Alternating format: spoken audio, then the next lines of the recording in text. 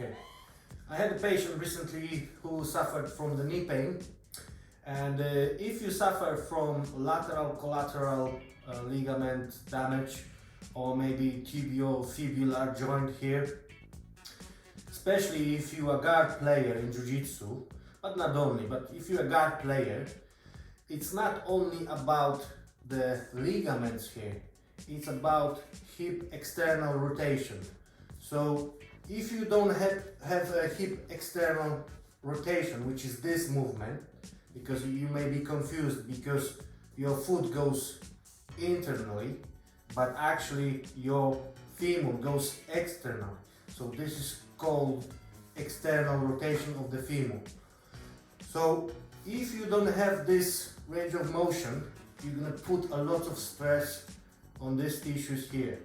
So in order to increase it gently, what you can do is attach a rubber band around your hip area, create the tension. So go as much as you can, so that band will pull away your leg from the hip socket.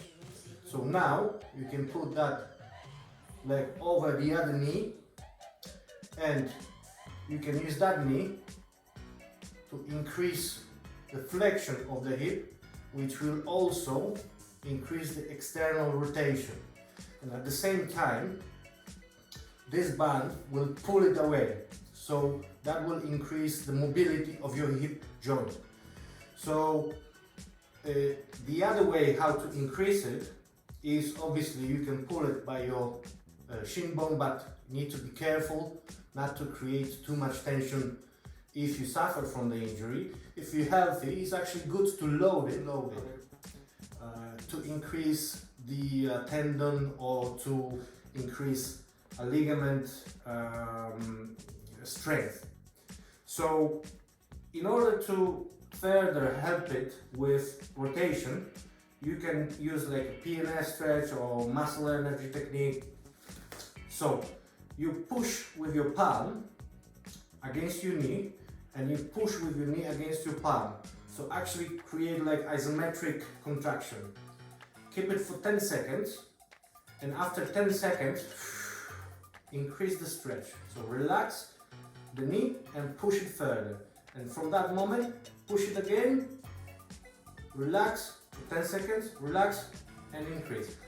3 to 5 sets, and you can additionally later on increase it by lifting the other leg. You can actually hold it here and help yourself. Just be really careful with the joints here.